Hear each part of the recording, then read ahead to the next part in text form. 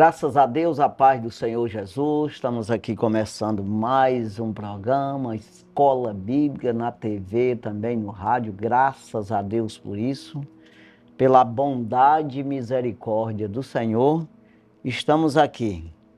Que Deus venha nos usar, né?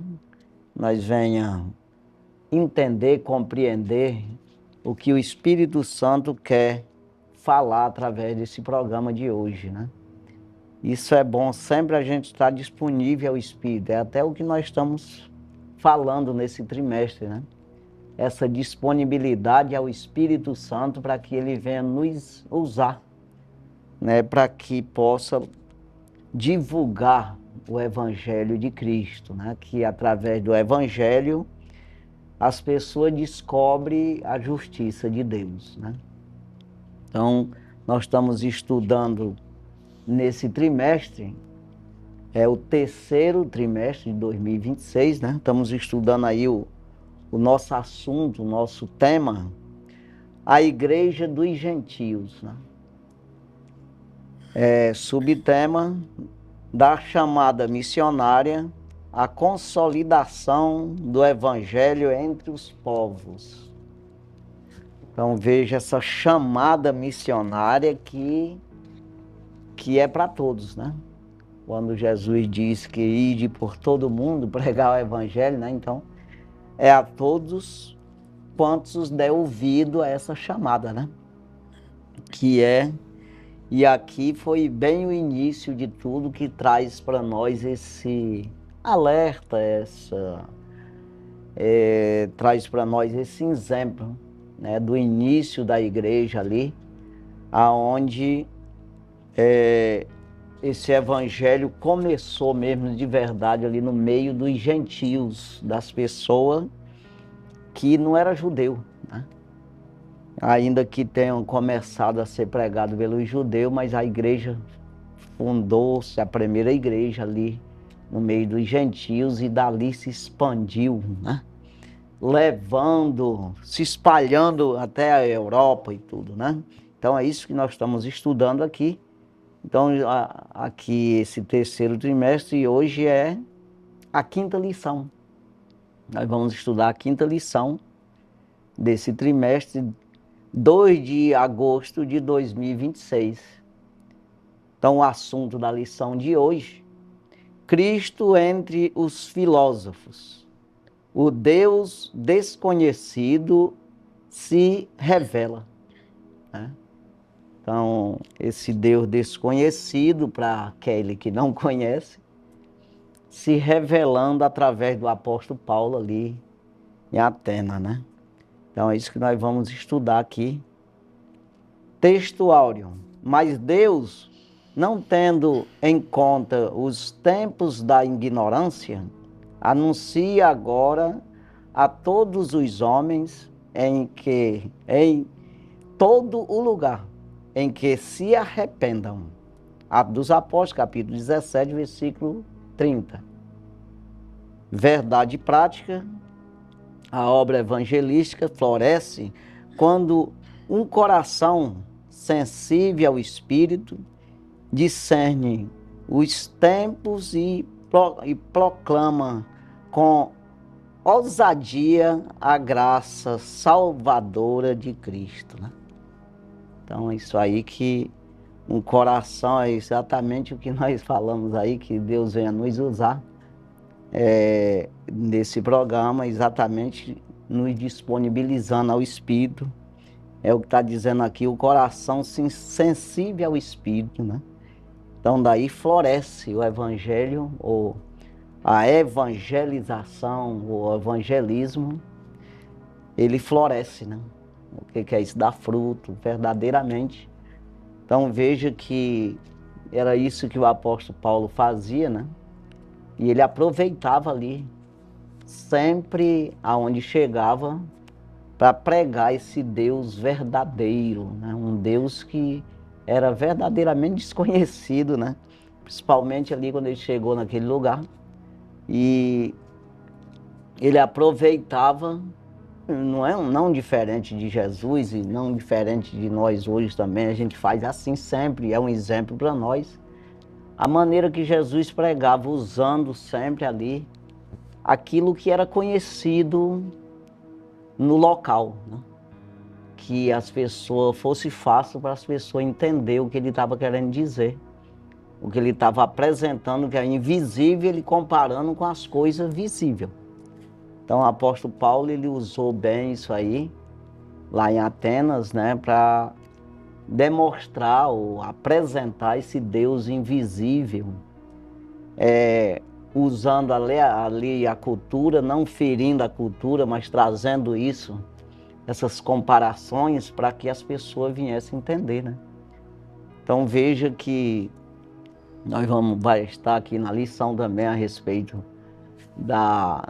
dos atenienses ali, aquele povo da região, ou os gregos, né?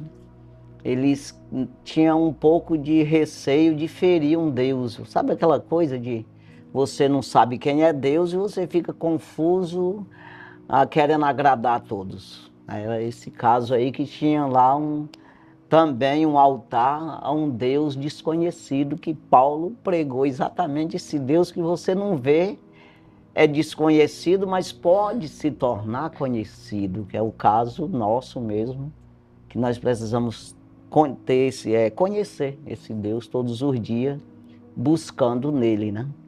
E nos desfazendo das coisas, ou seja, rejeitando as nossas próprias concupiscências, nossas filosofias, que é o que vai ser falado aqui, a própria sabedoria, não nos apegando ao nosso poder pessoal, né? Ou a nossa sabedoria pessoal, e assim buscando, através do Espírito Santo, esse conhecimento, esse entendimento, para que possa conhecer o Deus verdadeiro. E você não vai conhecer se não for buscando o verdadeiro Deus mesmo, porque é Ele que revela, né? O homem não sabe, nunca vai ver, e o lado maligno muito menos, né? Então, se você buscar outros deuses, não é o Deus verdadeiro. E aí você nunca vai conhecer verdadeiramente quem é Deus, se não for através do próprio Deus. Então, é Ele que nos revela, ou se revela a nós, né? Quando nós buscamos nele, Ele se apresenta. É isso aí. Quando nós acreditamos nele, Ele se apresenta a nós, se revela a nós. Então é porque Ele é verdadeiro, Ele é amor, Ele quer que a gente conheça Ele. Já os outros não, os outros deuses, que é exatamente essa parte tanto maligna quanto a humana, ela não consegue enxergar esse Deus verdadeiro, e a maligna jamais vai apresentar, porque é espiritual. Os demônios, tudo são espirituais também. Só que eles trevas. O que é isso? Eles não têm vida no sentido eterno, não tem salvação, não tem aproximação de Deus, não vai ter morada com Deus mais. Então, isso aí eles vão ocultar a vida inteira, esconder. Vamos falar uma palavra aqui, te tapear, de maneira que você nunca enxergue Deus. Em vez de apresentar, ele oculta, né? Que isso é trevas na Bíblia, né? Já Deus não, Ele é verdade e é luz, que apresenta, ou se apresenta. Então veja que o Espírito de Deus é que faz esse esclarecimento para nós, mas vai partir de nós mesmos, né? A gente querer fazer isso. Então, já passo aqui para a irmã Arisneide já fazer a sua introdução.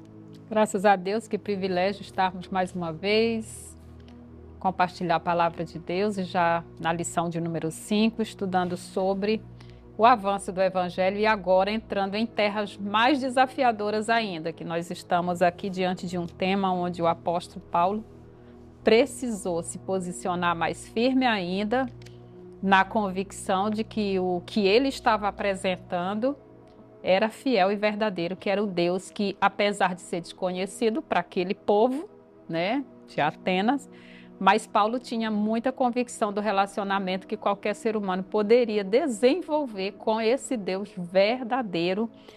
E esse tema vai nos trazer uma reflexão do quanto nós, como cristãos, temos a responsabilidade e devemos ter paixão por aqueles que ainda não conhecem, porque na sequência nós vamos ver o resultado, ou já frutos deste evangelho que está sendo pregado, com conversão de pessoas que vão ali entendendo o poder desse evangelho, que é transformador mesmo, e novas pessoas vivendo a realidade que Paulo estava não tentando convencer, mas anunciando com muito amor e com muita paixão, pois o evangelho ele é poder de Deus e salvação para todo aquele que crê. E Paulo, em Romanos 1,16, ele fala: eu não me envergonho do evangelho de Cristo, pois é o poder de Deus para a salvação de todo aquele que crê, primeiro do judeu e depois dos gentios ou dos gregos. Então, ele tinha a convicção do poder do evangelho que ele pregava, e nós também estamos aqui a compartilhar o evangelho porque ele já produziu esse efeito de transformação em nossa vida, e não somente já estamos prontos, mas estamos no mesmo processo que todo ser humano precisa de crescimento, tanto na nossa vida intelectual, espiritualmente, também o crescimento é necessário. Todos os dias nós precisamos dar abertura à nossa mentalidade para o novo, e a palavra de Deus ela é revelada mediante a nossa busca e atenção àquilo que ela se propõe. Então, esse tema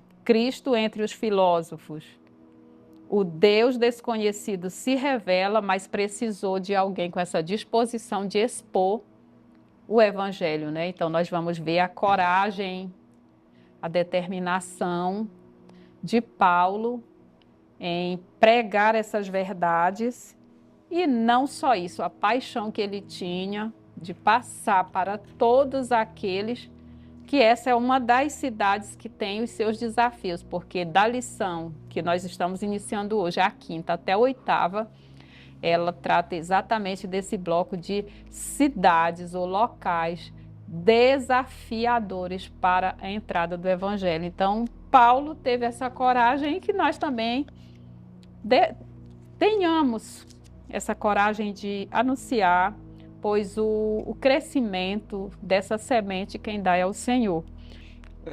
Só Sim. Falando aqui alguma coisa a mais, quando se trata de homem, saiba, Deus ele te dá o poder, como acabamos de falar aqui, quando você busca, você tem. Você quiser se aproximar de Deus, você se aproxima. Quiser conhecer, ele se revela a você, com certeza. Tem essa total disponibilidade ao ser humano, mas para dar o poder para o ser humano se desenvolver nele, né? E todo aquele que creu, ele deu-lhes o poder de serem feitos filhos de Deus. É aquela coisa, tem a universidade, mas quem é que quer fazer universidade? É que está o negócio, né? Então Deus, ele te dá esse poder se você quiser. Então quando se trata de Deus, ou de ser humano, é o próprio ser humano que tem que se desenvolver em Deus. Ele tem... Então aquele que, como o próprio Jesus disse, vós sois o sal da terra. Se o sal for insípido, não serve para nada mais, a não ser para ser pisado pelos homens. Vocês são a luz do mundo. Ou seja, eu estou dando para vocês, eu estou dando luz para vocês, eu estou dando poder para vocês salvar as pessoas, não deixar se perder, que é o sal, né?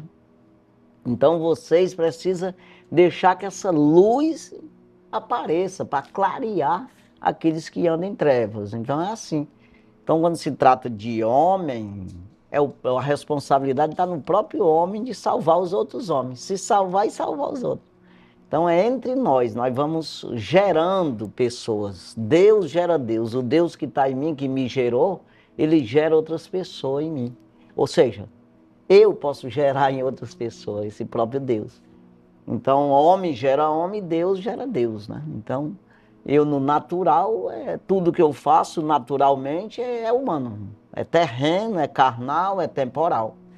Mas tudo que eu faço em Deus, ou que eu busquei em Deus, gera em mim uma vida eterna, e não somente em mim, mas nas outras pessoas que nos ouvem. É isso aí, que é uma explicação assim para as pessoas entenderem que às vezes joga muito para cima de Deus isso aí, essa responsabilidade que é nossa, né? De buscar e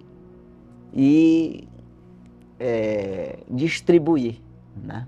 Esse poder de Deus de salvação, né? Então é o caso do apóstolo Paulo, né? E todos os outros. Tá, para deixar o telespectador bem situado no contexto da lição,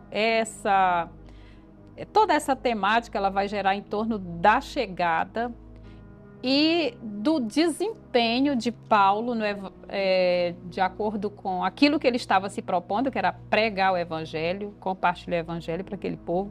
Então é ele chegando nessa cidade de Atenas, que logo nos primeiros versículos a gente vai, de acordo com o texto, citando o que está escrito na Bíblia, que é no livro de Atos. Mas essa cidade de Atenas, ela era uma das principais da Grécia, onde ela era conhecida pela sua erudição. Então vai ser citado vários nomes conhecidos de filósofos, e na mente deles, algo que não pertencesse à filosofia, ou se não tivesse ligado a essa realidade da filosofia grega, não tinha importância alguma.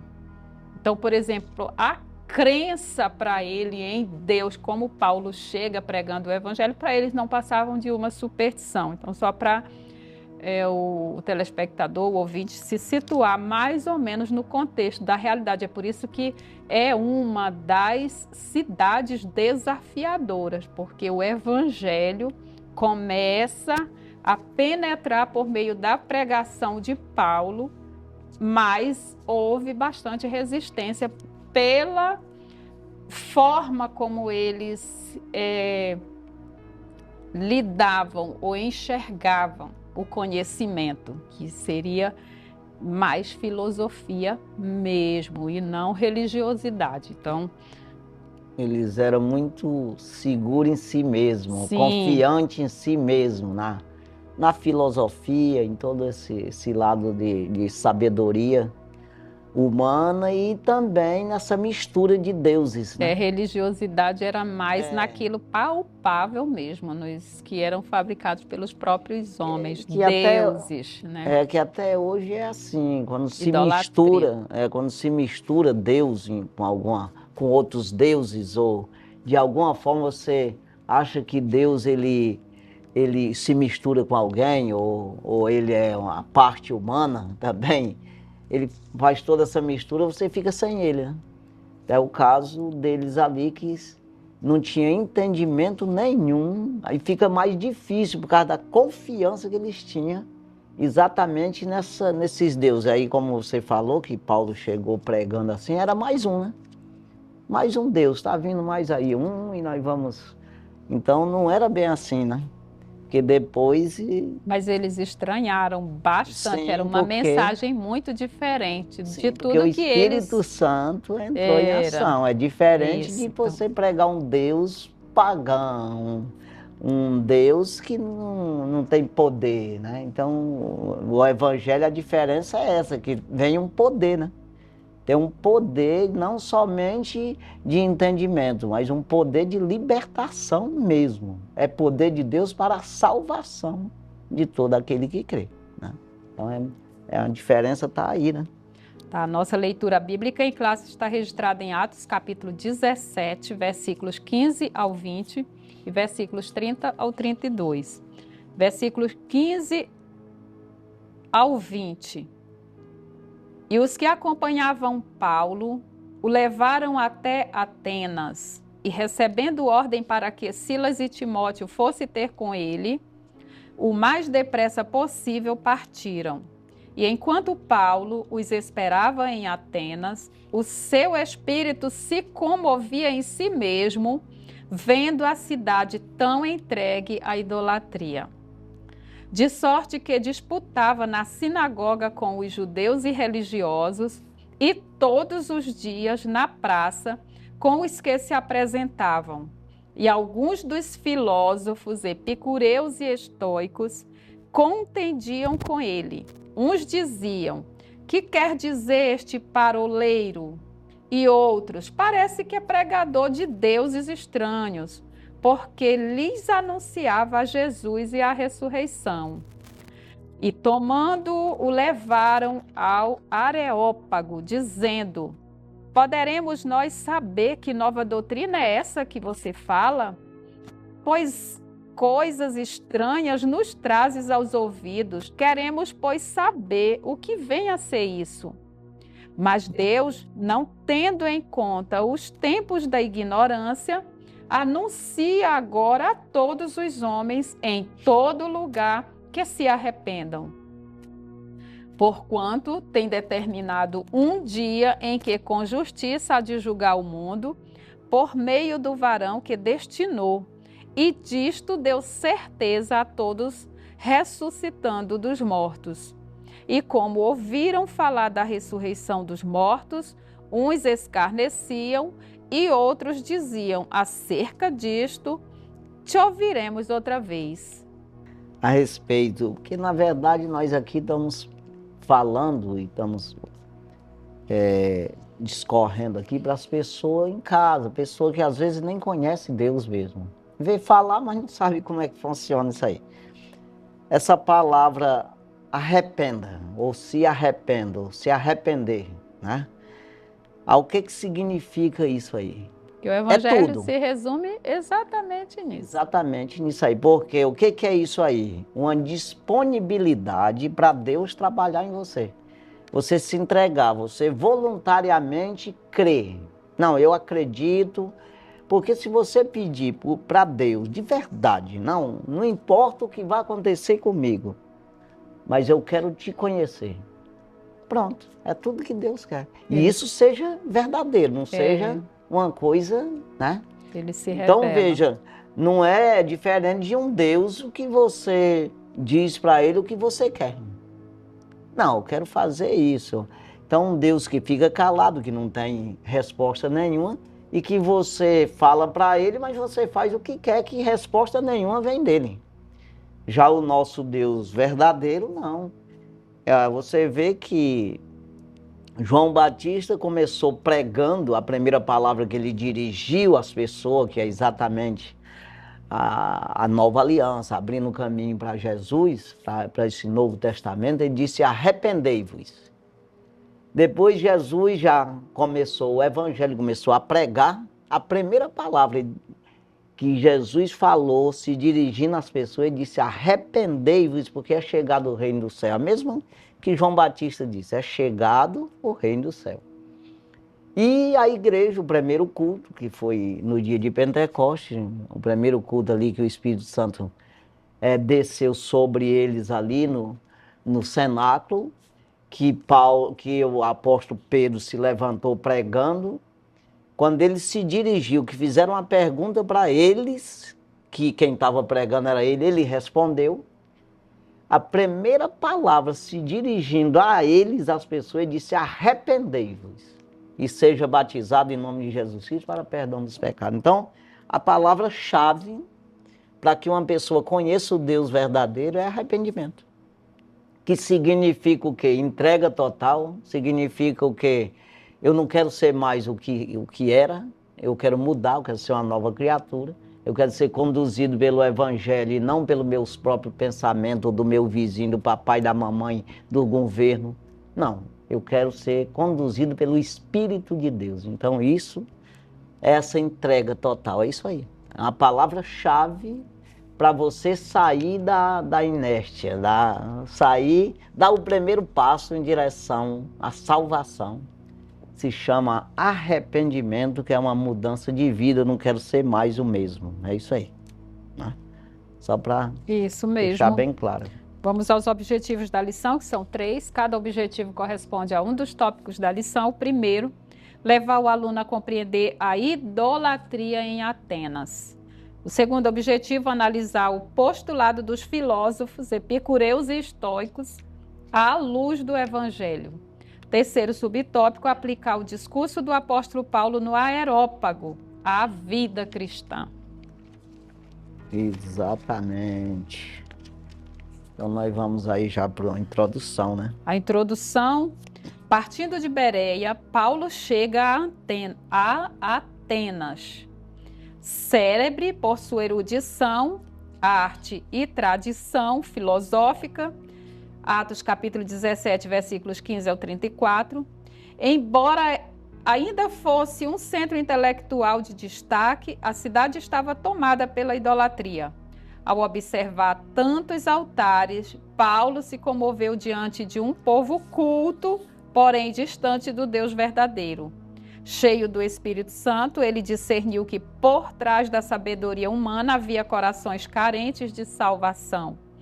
É nesse contexto que o apóstolo anuncia Cristo entre os filósofos, revelando o Deus até então desconhecido. Então vamos aí a palavra-chave, evangelho, né? O evangelho que descobre a justiça de Deus, né? Então o evangelho é que nos dá a justificação. Você descobre o que te justifica, é isso aí. Como ser justificado, né? Sim. Aí o que é isso? Pagar a tua conta. O que eu faço para não dever mais? O que eu faço para Deus me perdoar? É isso aí. Então você conhece o caminho da justificação, da justiça de Deus. E aqui então, essa parte espiritual, ela é importante a gente frisar, que não depende do quanto a pessoa possa ser intelectual, porque essa cidade, Atenas, era conhecida como a capital da sabedoria grega, mas eles eram ignorantes acerca de tudo quanto Deus era, é e será, o Deus Criador. Então, Paulo precisou começar a dar as primeiras instruções acerca do Deus Criador, acerca da salvação e acerca de tudo que Jesus havia feito e proposto durante seu ministério. Então, é para o leigo, é para o sábio, é para o rico, para o pobre. O evangelho é para todos, indistintamente. Pode ser analfabeto, não existe como você não saber quem é Deus. Se você quiser, que é o que eu acabei de falar. Nós falamos aqui de você dizer, eu quero te conhecer. Aí Deus vai se ocultar de ti porque tu não sabe ler. Não existe isso não. Você sem saber ler. Olha, tem um menino aí que trabalha comigo. Eu digo um menino assim, ele é pastor até, já. E ele foi evangelizado pelo um analfabeto. Não sabia ler nada. Mas ele gravava os versículos que alguém dizia, ele gravava e evangelizava os outros, como evangelizou esse rapaz, né? Então veja, e ele dizia o versículo, leia aí o que está escrito em tal. Aí a pessoa lia, dizia aí, pois é, ele evangelizava em cima disso aí. Então Deus, ele dá sabedoria, espiritualmente tem nada a ver com letra de homem não. Não, mas não tem nada a ver mesmo. 1 aos Coríntios, capítulo 1 e o versículo 26, olha o que Paulo diz aqui aos Coríntios. Porque vejo, irmão, a vossa vocação, que não são muitos os sábios segundo a carne, nem muitos os poderosos, nem muitos os nobres que são chamados. Então, aí ele vai prosseguindo aqui dizendo, mas Deus escolheu as coisas loucas deste mundo para confundir as sábias. Deus escolheu as coisas fracas deste mundo para confundir as fortes. Deus escolheu as coisas vis deste mundo e as desprezíveis e as que não são para aniquilar as que são. Então a coisa é tudo contrário. Homem não pode nada, Deus pode tudo. Se você busca em Deus, você sabe tudo. Porque é exatamente essa luz de conhecimento, de entendimento. Então você vai discursar com um filósofo, você ganha ele. Você ganha no sentido, você consegue explicar coisa que ele não sabe, que ele fica pasmo de você dizer aquilo lá sem saber, sem ter estudado. Então é assim, porque quem fala é o Senhor na tua boca, né? Então a gente tem que ter essa confiança. É claro que a gente não vai se apoiar nisso de maneira que você não vai procurar conhecimento. Você precisa conhecer, se esforçar em conhecer, né? Crescer em conhecimento e graça, né? O próprio Jesus crescia em conhecimento e em graça, mas dentro daquilo, das tuas possibilidades, você não vai se preocupar com isso, que é o próprio Jesus, quando enviou os discípulos, ele disse, não precisa levar alforje, 2 sandálias, 2 túnicas, não se preocupa com isso aí, que todo obreiro é digno do seu salário. Quando ele diz isso, ele está falando de toda a sabedoria. Não se preocupe quando os magistrados chamar vocês a uma audiência, porque o que vai lá, o Espírito Santo vai te dar sabedoria para você falar o que for necessário. Então, você tem que entender isso aí. Basta você fazer exatamente o que Deus está querendo que você faça, só isso, né? Então vamos aí. Primeiro tópico, contexto histórico, cultural e religioso de Atenas. Primeiro subtópico, Atenas, o centro intelectual marcado pela idolatria. Atos, capítulo 17, versículo 16. Quando Paulo chegou a Atenas, por volta do ano 50 depois de Cristo, a cidade ainda exercia enorme influência cultural e intelectual, apesar de sua pouca relevância política, sob o domínio romano. Berço de filósofos como Sócrates, Platão e Aristóteles, Atenas destacava-se pelas artes, poesia e filosofia. Contudo, por trás de sua sofisticação havia uma religiosidade profundamente idólatra e politeísta.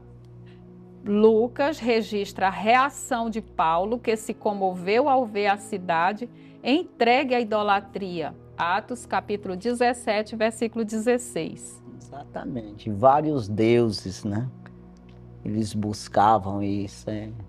Que, na verdade, é como a gente sabe, falamos agora há pouco, quando o homem olha só para ele não se entrega ao Deus verdadeiro, aí ele fica procurando, porque existe um vazio no homem que ele precisa de preencher. E ele sai procurando um Deus que seja parecido com ele. Quer dizer, aí ele se preenche, ou parece que está cheio, né?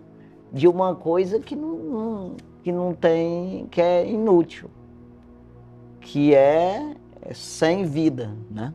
Exatamente. Ele fica alimentado pelo mal achando que é o bem, né? Então ele fica numa coisa, vivendo uma vida inútil, um trabalho, mesmo que tenha um trabalho, mas é um trabalho que não tem produção, que não produz vida, porque a palavra de Deus ela é edificação de vida. É também uma exortação, que a exortação exatamente é o ensino, é a instrução, para você fazer correto essa construção de vida. E no final tem a consolação, que é exatamente a inauguração do prédio. Vamos dizer assim, é a tua salvação, você concluiu uma carreira, você tirou o diploma, você adquiriu o passaporte, você chegou ao fim e adquiriu aí a coroa de justiça que o Senhor dá, né? Então é importante que a gente procure essa humildade, né, de buscar com sinceridade, não fazer o que a gente quer. Eu sempre digo aquela oração de Jesus, assim, se for possível, afasta de mim esse caso, mas todavia que não seja feita a minha vontade, mas a tua vontade. Então a oração que Jesus fez, que nos traz um exemplo, ele como filho teve que dizer dessa forma, faz a tua, não faz a minha, que a minha não é morrer. como homem, ele queria ficar com a mãe dele, como homem, ele queria ficar com o apóstolo Pedro, João, amigo deles ali. Mas como o Cristo, ele precisava voltar a ser Deus de maneira que assim resgatasse a nossa vida, né? Ele morrer como homem, dar o seu sangue puro para resgatar a humanidade, né? Então vamos... Segundo subtópico, o início da evangelização na sinagoga, Atos capítulo 17, versículos 17, a parte A. Como era seu costume, Paulo iniciou sua proclamação do evangelho na sinagoga, dialogando com judeus e gentios tementes a Deus, Atos capítulo 17, versículo 17a. Esse método seguia o princípio apostólico de anunciar o evangelho primeiro ao judeu e também ao grego, Romanos capítulo 1, versículo 16 e Atos capítulo 17, versículo 2. Ainda que a comunidade judaica em Atenas fosse pequena, ela oferecia uma base inicial para a exposição das Escrituras e a apresentação de Jesus como Messias prometido. A sinagoga permanecia, assim como o espaço estratégico para o anúncio do Evangelho. É porque, na verdade, aí tinha pelo menos indício, né, ele podia pregar as Escrituras, né, ele podia pregar o Velho Testamento. As pessoas sabiam quem é Abraão, sabia a promessa que tinha de vinda do Messias. Já era uma base, ali como que fosse o ABC, para começar um ensino, né?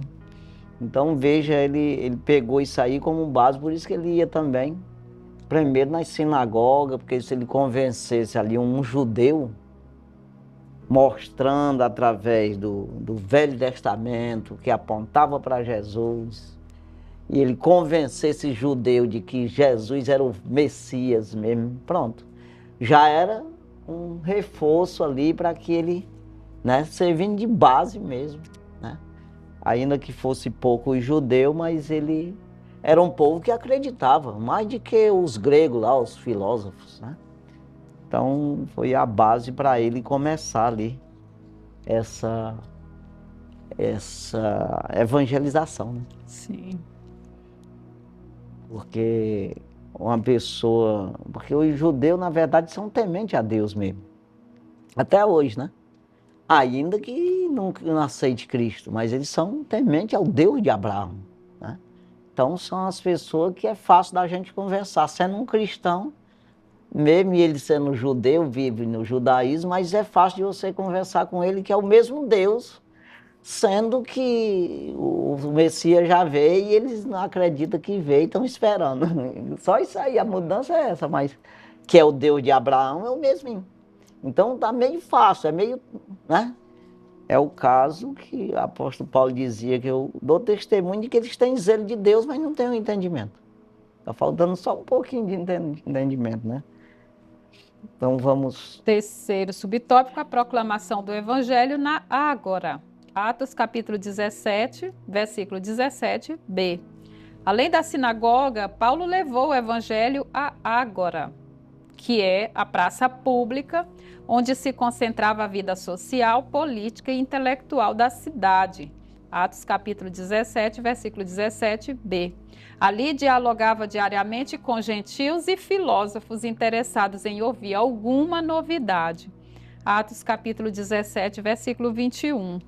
Esse movimento revela que o evangelho não se restringe aos espaços religiosos, mas deve alcançar o coração da sociedade. Exatamente, ele ia por ali, tem uns que é meio teimoso, né?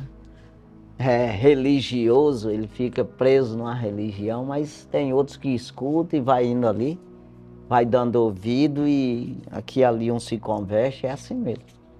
É preciso ter essa persistência, né, de falar, né, desse Deus maravilhoso. E às vezes até a gente é omisso a isso aí, né, porque você já, às vezes cansa um pouco, sei lá, você fica meio sem querer falar para muitas pessoas. mas deve ser falado. Sempre falar, aonde andar, falar de Cristo, mesmo que as pessoas às vezes não recebam, né? Mas é bom que fale. Então isso é bom. Vamos aqui para o nosso intervalo então. Sim. Daqui a pouquinho voltamos aí com o segundo tópico da lição, em nome de Jesus.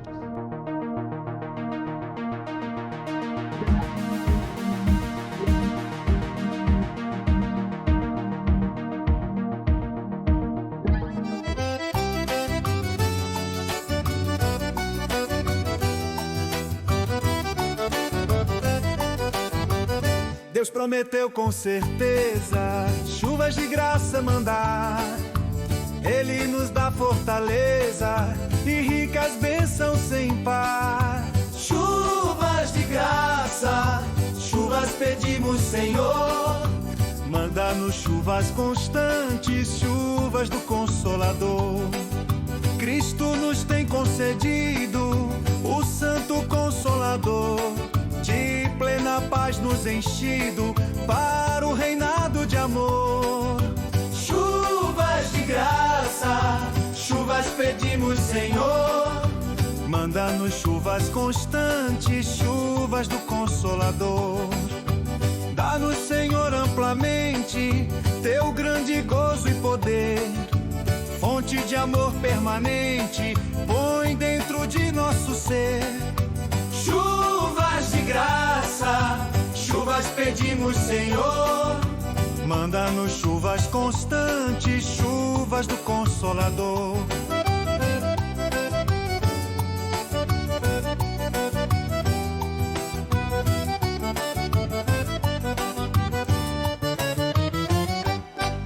Faze os teus servos piedosos, dá-lhes virtude e valor, dando os teus dons preciosos do Santo Preceptor. Chuvas de graça, chuvas pedimos, Senhor. Manda-nos chuvas constantes, chuvas do Consolador.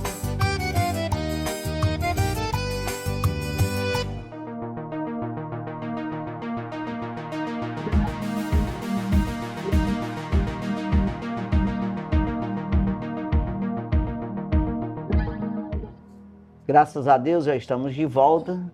Vamos para o segundo tópico. Segundo tópico, os filósofos, epicureus e estoicos, de acordo com Atos, capítulo 17, versículos 18 ao 21. Primeiro subtópico, os epicureus, o prazer como finalidade da vida, Atos, capítulo 17 e 18. Entre os que confrontaram Paulo em Atenas estavam os filósofos epicureus, seguidores de Epícoro, 321 a 270 a.C. Eles defendiam o prazer como bem supremo, entendido como ausência de dor e sofrimento. Eram materialistas e negavam a providência divina, admitindo a existência dos deuses apenas de forma distante e indiferente à vida humana. Para eles, a morte representava o fim de tudo, o que justificava uma vida voltada à satisfação imediata dos desejos. Essa visão colidia frontalmente com o Evangelho, que afirma a responsabilidade moral, presente e realidade da vida eterna. 1 Coríntios, capítulo 15, versículo 32. E aí você passa a não entender mesmo as coisas espirituais e achar, vem tudo na tua cabeça, né? De maneira que aquilo que tu pensa mais é o que vai ser plantado na tua cabeça, é o que vai produzir, é o que vai reger, é o que vai gerar, né? Então, coisas vãs, coisas loucas, de maneira que distorcem, né, o conhecimento de Deus.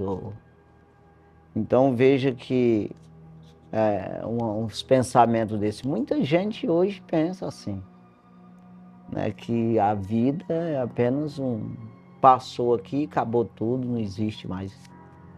E Aí outros já... Quem pensa assim, é exatamente o caso desses aqui, ele já acha que tudo é aqui, ele tem que aproveitar o máximo enquanto dá, porque depois vai acabar tudo, né? Já outros não, ele acha que os deuses deles vai dar vida para eles depois. Então, aí vai fazer conforme esses deuses dão as dicas, vamos dizer assim. E aí, às vezes, faz um esforço, até mesmo de obediência, né, a esse Deus, que no final é vão. Perdeu tudo o que fez. Então, é por isso que nós devemos cultuar a Deus, Deus verdadeiro, que produz vida, que verdadeiramente edifica, verdadeiramente produz justificação. Então é isso aí. Nunca ficar confundido dessa forma aqui, né? Então, os pensamentos deles aqui era aproveitar a vida e acabou. Comamos, bebamos, que amanhã morreremos. Buscando a satisfação dos apetites, desgovernadamente, né? Exatamente. E negando a providência de Deus, negando os milagres, negando a profecia que é o que está escrito no Antigo Testamento, e a imortalidade da alma. Só que isso é uma tolice, porque a minha percepção desse mundo não define que esse mundo vai ser de acordo com aquilo que eu penso, de acordo com as minhas convicções. Eu preciso buscar os fundamentos. Então, se a palavra é o fundamento, quem crê nessa verdade é o que a palavra diz, é salvo mesmo, salvo da própria ignorância, errais em não conhecer as Escrituras nem o poder de Deus. Então, você viver de uma forma a negar a imortalidade da sua alma é perder a oportunidade que Jesus nos dá de vida eterna, a garantia de vida eterna. Então, Paulo estava ali para levar eles a essa consciência da realidade pós-morte, que é o que a gente prega, é a razão da pregação do Evangelho, é mostrar que o homem é um ser que possui a imortalidade e que após essa passagem por esse mundo, que nada mais aqui é do que a nossa preparação para a eternidade, e nos deparando com essa realidade pós-morte, não tem mais o que fazer se nós não tivermos gerenciado muito bem a nossa vida aqui. E aqui, nesse 1 Coríntios, capítulo 15, versículo 19, o apóstolo Paulo disse: nós buscamos em Cristo só nessa vida, nós somos os mais miseráveis de todos os homens. Também tem esse outro lado, né? Da gente até acreditar em Cristo e buscar, cultuar Cristo, mas pensando tudo no natural. Você não pensa em acumular tesouro do céu, né? Pelo contrário. Aí você busca Cristo para melhorar de vida, para não adoecer, ou se está doente ficar bom, só isso, mas não pensa em vida eterna, né? E a gente acha até que não tem gente assim, mas quantos? Tem muitos, sim. Mas aqui a gente busca o Senhor para ter vida com Ele eternamente. É isso aí que é o propósito de Deus, né? Não é para cuidar de carne, mas para cuidar de almas. É isso aí.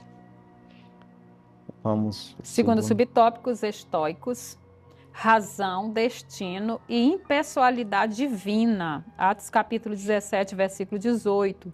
Também dialogava com Paulo os filósofos estoicos, seguidores de Zeno, 333 a 263 a.C.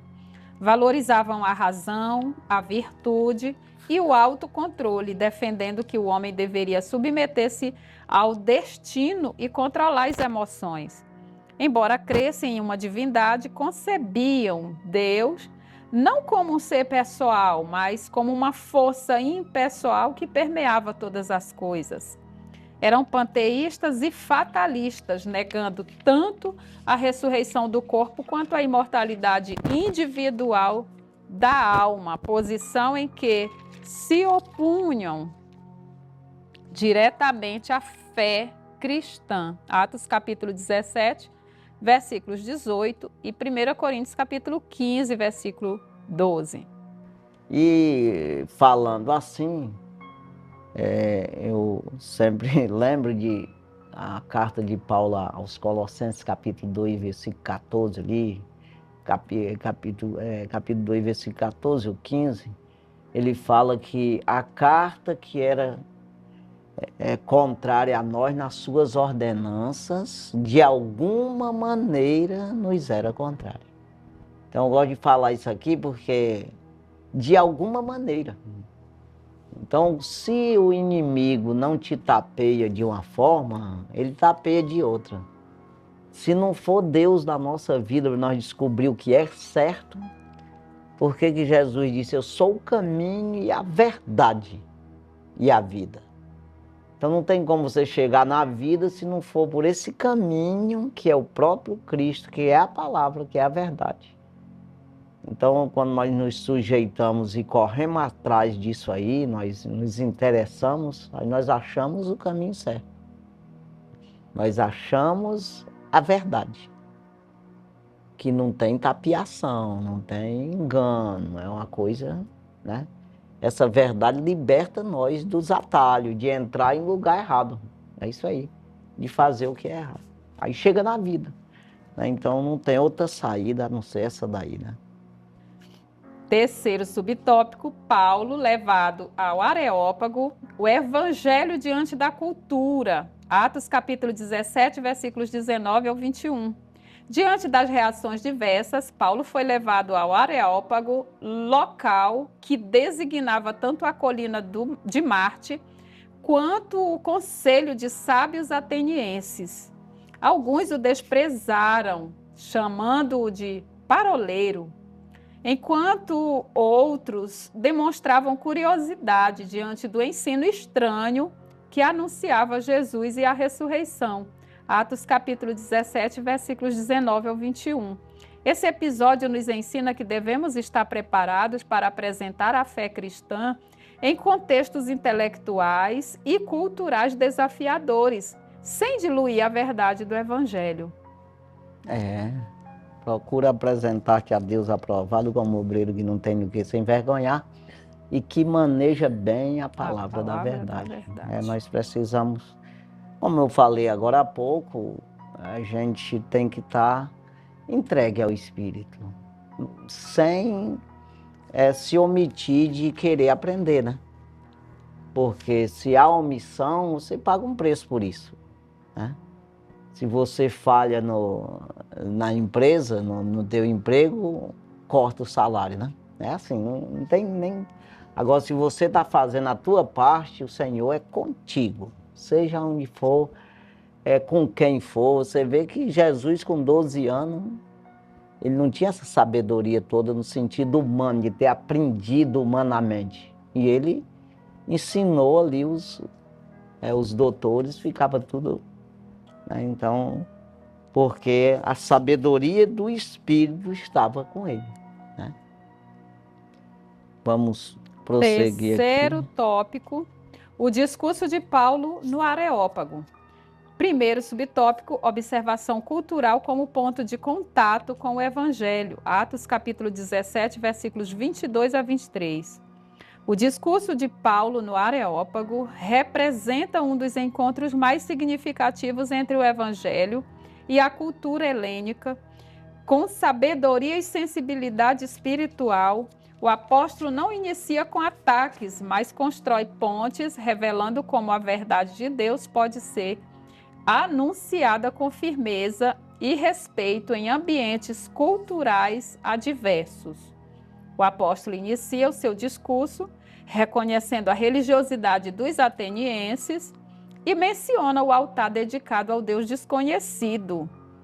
Em vez de confrontar diretamente a idolatria, utiliza esse elemento cultural como ponto de partida para anunciar o Deus verdadeiro.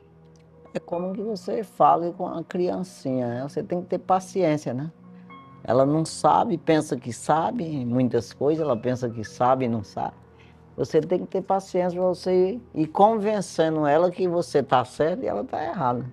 Mas não bater de frente, né? O caso, a gente, quando busca no Espírito, vai ter essa sabedoria para você suportar até mesmo a ignorância, tudo aquilo, e você às vezes ter parte, ter momento que você não retruca, não diz que está errado, você deixa para depois e vai suportando até a pessoa compreender, né? E compreendendo o Evangelho, né? Então, é uma das coisas que o Espírito ensina a gente, é exatamente, tu tá vendo, ele não tá. Você é luz, ele é treva, então você não pode tacar a luz de uma vez que ele fica cego, em vez dele enxergar, ele vai ficar encandeado, assim, de maneira que não consegue enxergar nada, então são coisas assim que a gente vai entendendo e vai aplicando isso devagar, né? Como uma pessoa está com muita fome, não pode dar muita comida, né? Vai fazer mal em vez de fazer bem, né? Então tem que ir com calma ali para que vá recuperando, voltando, tendo essa vida, né? Então vamos aí prosseguir. Segundo subtópico, Deus Criador, sustentador e Senhor da história, Atos capítulo 17, versículos 24 e 29. Na sequência, Paulo proclama Deus como Criador do mundo e de tudo que nele há, Senhor do céu e da terra, que não habita em templos feitos por mão humana, nem depende do serviço humano, versículos 24 e 25. Afirma a unidade da raça humana e a soberania divina sobre os tempos e limites das nações. Versículo 26, revelando que o propósito de Deus é que os homens o busquem. Versículo 27, ao citar poetas gregos, Paulo mostra que até na cultura pagã há vestígios da verdade, mas conclui que Deus não pode ser comparado a imagens materiais. Então, Paulo desconstrói respeitosamente aquela idolatria, né? Propondo o conhecimento de um Deus pessoal, espiritual e transcendente. E eles compreenderam aquela mensagem. Exatamente. É que sempre tem verdade no meio das heresias, né? Coisas que são verdadeiras, mas no final não tem resultado porque tem erro no meio. Ou seja, eu estou andando no caminho, mas eu tenho muitos atalhos, que eu não devo entrar nos atalhos, né? Então tem muitas, mas tem um caminho reto, um caminho que é o de Jesus mesmo, que tem que olhar para Jesus. Então a verdade, ela não tem atalho, ela não tem emenda. A palavra de Deus não se acrescenta e nem se tira nada. Ou pelo menos a intenção tem que ser essa, né? Porque muita gente se atrapalha com a palavra de Deus por isso, que eles querem colocar emenda. Não, eu quero, a maior parte, 90% eu concordo, mas tem aqui 10%, ou mesmo que seja 2%, é que eu não concordo. Você, embora não consiga obedecer os 100, mas você tem que concordar com os 100. É isso aí. Então, a coisa que dá errado é isso aí. O evangelho não pode se tirar nada, né? O terceiro subtópico, o chamado ao arrependimento e o anúncio do juízo. Atos capítulo 17, versículos 30 e 31. Paulo encerra o discurso com um chamado direto ao arrependimento, afirmando que Deus agora ordena que todos se arrependam, pois estabeleceu um dia em que julgará o mundo com justiça por meio de Jesus Cristo, confirmado pela ressurreição, versículos 30 e 31. E 1 Coríntios capítulo 15, versículos 1 ao 23. A reação é mista. Alguns zombam, outros desejam ouvir novamente e poucos creem. Entre eles, Dionísio e Damares, que está nos versículos 32 ao 34. O discurso do apóstolo no Areópago ensina que o crente deve anunciar o evangelho com coragem, fidelidade, respeito e sensibilidade cultural, sem abrir mão das verdades centrais da fé. Esses dois nomes aqui aparecem como, de acordo com a história, como convertidos à pregação. Né? Eles aceitaram a fé, eles ouviram e compreenderam as verdades à luz da palavra, da revelação da palavra. Exatamente, aqui está falando exatamente de não negociar. O que é isso? Não ceder, não, eu concordo com tudo que está dizendo. Vamos trabalhar para obedecer, né? É tipo, vamos falar assim, eu concordo com tudo que a universidade vai me ensinar. Eu não aprendi ainda, mas eu concordo. Para me tirar um diploma, eu vou ter que aprender muitas coisas que eu não sei ainda, mas eu concordo, eu vou entrar nessa universidade e vou sair sabido de lá. É isso aí. Então é tipo, entrou no reino do céu, você não sabe nada, mas vai saber. Mas eu concordo com o reino. Tudo que o reino disser para mim, eu concordo com isso. Então esse lado aqui que as pessoas muitas vezes não compreendem isso. E eles querem entrar e chegar lá mudar as coisas. Sabe aquela coisa da pessoa chegar na tua casa para te visitar e quer mudar a mesa do lugar? Não, o fogão não concordo que seja aqui. Não, mas isso aqui quem manda é eu, não é tu não, pera lá, aqui tu vai ter que estar dentro das minhas regras aqui, né? É assim que funciona o reino do céu. Você não pode querer emendar alguma coisa, né? Então, as pessoas às vezes confundem muito esse lado. Vamos aí na conclusão, né? O discurso de Paulo permanece como referência para o diálogo cristão com a cultura. Parte da realidade do ouvinte, reconhece os sinais de verdade presentes na sociedade e com fidelidade conduz à revelação de Deus em Cristo Jesus. O Evangelho demonstra ser capaz de dialogar com qualquer filosofia sem perder seu poder de confrontar consciências e chamar todos ao arrependimento e à fé no Cristo ressuscitado. Confrontar com consciência. Exatamente de uma coisa que eu sei que as pessoas não sabem. Então tem consciência que eu sei e ele não está sabendo. Então é até meio que evidente que a pessoa vai discordar de alguma coisa, porque ele não sabe de nada. Então, estou ensinando, quando ele não sabe, ele vai discordar de mim em algumas coisas, porque ele não está sabendo, né? Então, é assim que a gente tem que ter. O apóstolo Paulo, ele tinha essa paciência, ele falava com o judeu, como judeu, com o gentil como gentil, é assim, né? Então, é isso aí, né? Vamos aqui encerrando o nosso programa de hoje.